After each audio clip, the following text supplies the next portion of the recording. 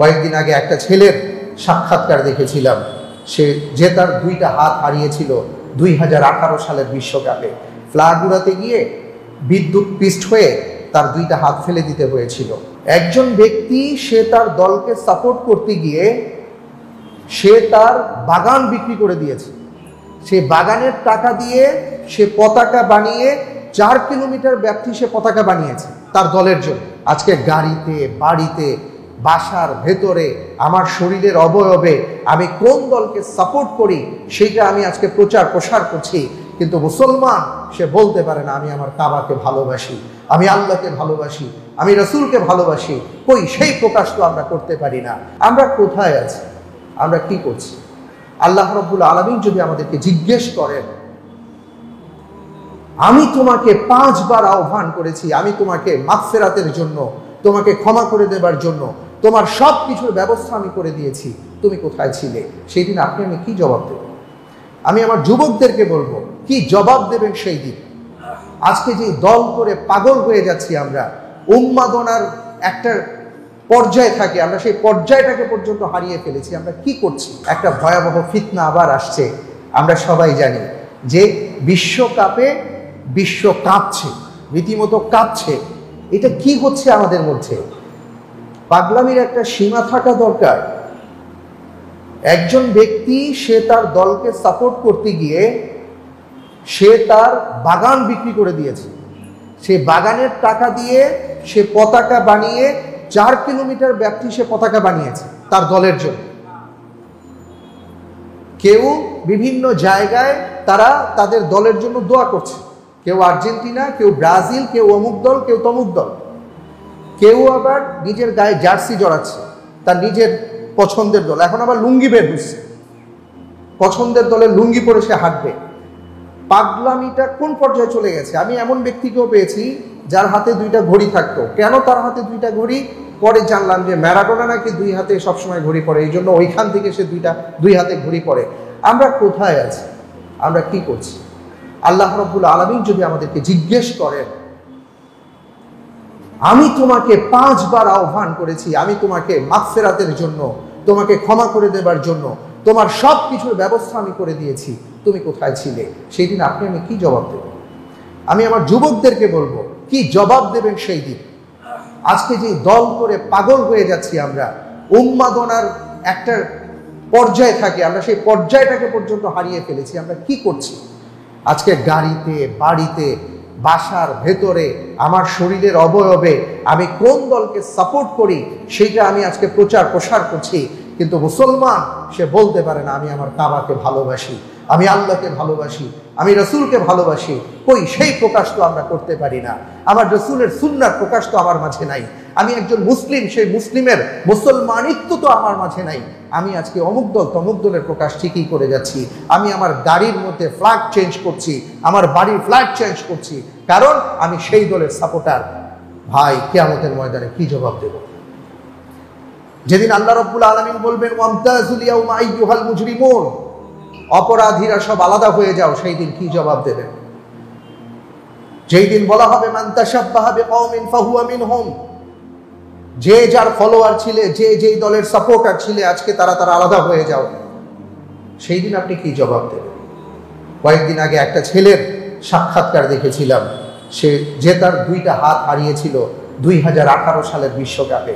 Flag উড়াতে গিয়ে বিদ্যুৎ পিষ্ট হয়ে তার 2টা হাত ফেলে দিতে হয়েছিল। তার বক্তব্য হলো 1 মাসের উন্মাদনায় আমি আমার দলের জন্য ফ্ল্যাগ উড়াতে গিয়েছিলাম। সেই উন্মাদনা, উচ্ছ্বাস 1 মাস পর শেষ হয়ে গেছে। আমার জীবনে আর কোনোদিন উচ্ছ্বাস ফিরে আসেনি। আজকে 2টা হাতবিহীন আমি আমার জীবনযাপন করছি, মানবেতর জীবনযাপন করছি। আমি যেই দলের জন্য আমার হাতকে হারিয়েছি, সেই দল আমার জীবনে কোনোদিন খোঁজ নেয়নি, জীবনে কোনোদিন খোঁজ রাখবেও না। আর এটাই হলো বাস্তবতা। আপনি কার পিছনে ছুটছেন? এইসব উন্মাদনা একটা ভয়াবহ আযাব আসার লক্ষণ। পবিত্র কোরআনুল কারীমের মধ্যে আল্লাহ রাব্বুল আলামিন সূরাতুল মাআরিজের 42 নম্বর আয়াতে ইরশাদ করেন, ফাদরহুম ইয়াখুদু ওয়া ইয়ালআবু হাত্তা ইউলাকু ইয়াওমাহুমুল্লাযী ইউআদুন। হে মুহাম্মদ সাল্লাল্লাহু আলাইহি সাল্লাম, ছেড়ে দিন তাদের কথা, ছেড়ে দিন এদের উন্মাদনার উপর। এরা করুক, কি করবে? এরা ইয়াহুদু ওয়া ইয়ালাবু, ঠাট্টা মশকরা খেলাধুলা এগুলো নিয়ে সে মত্ত থাকুক। হাত্তা ইউলাকু ইয়াওমাহুমুল্লাযী ইউআদুন, এমন করতে করতে হঠাৎ করে এমন একটা সময় আসবে যখন আমার প্রতিশ্রুত দিন চলে আসবে, সেই দিন তাদের আর কিছু করার থাকবে না। অনেক জাতিকে আল্লাহ রাব্বুল আলামিন খেলাধুলা প্রতিযোগিতা করতে করতে তাদেরকে ধ্বংস করে দিয়েছেন। আমাদের মনে রাখতে হবে সেই কথাগুলো। আজকে আমরা যা করতে যাচ্ছি, পেটে খাবার নাই, গায়ে পোশাক নাই, আগামী মাস কিভাবে চলবো আমরা বলতে পারি না। দুর্ভিক্ষের আনাগোনা, সব জায়গায় একটা ভয়ঙ্কর পরিস্থিতি, আকাশের কালো মেঘ আমরা দেখতে পাচ্ছি।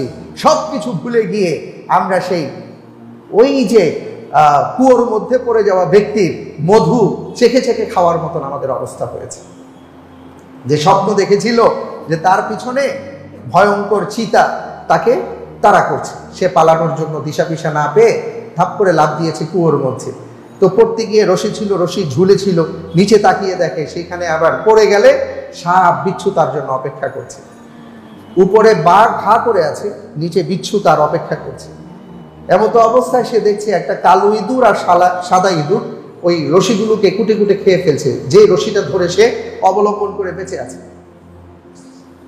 এমন তো অবস্থায় সে দেখলো পাশেই আবার মৌমাছি মধুর চাক করেছে। তো সে সব টেনশন ভুলে গিয়ে এখন সে সেখান থেকে মধু চেখে চেখে খাচ্ছে। তো যে স্বপ্ন দেখেছে সে বললো, আমি এটা কি দেখলাম, এটা তো একটা পাগলামি দেখলাম, এটা কি কেউ করে নাকি? তো যে আলেমের কাছে তিনি গেলেন, সে আলেম বললেন, আপনি যেটা দেখেছেন এটা গোটা পৃথিবীর মানুষই সেই পাগলামির মধ্যে আজকে পড়ে আছে।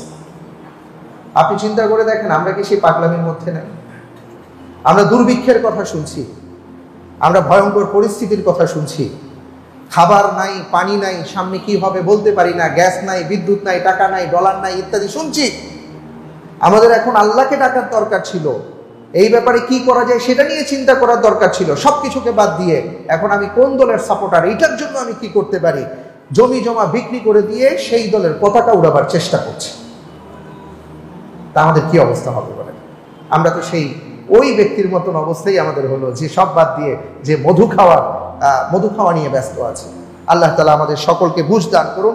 আমরা সবাই বলি আল্লাহুম্মা আমিন। কারণ হচ্ছে সূরা আরাফের ৯৮ নম্বর আয়াতে আল্লাহ রাব্বুল আলামিন বলেছেন, আওয়া আমিনা আহলুল কুরা আইয়াতিয়াহুম বাসুনা দুহান ওয়া হুম ইয়ালাবুন। তারা কি নিশ্চিত হয়ে গেছে এই ব্যাপারে যে তারা খেলাধুলা করতে থাকবে, যা খুশি তাই করতে থাকবে, আর আমি তাদেরকে কিছু করব না? তারা কি জানে না যে এমন অনেক জাতি আছে যারা এমন খেলাধুলায় মত্ত ছিল আর আমি তাদেরকে ধ্বংস করে দিয়েছি? আল্লাহু আকবার।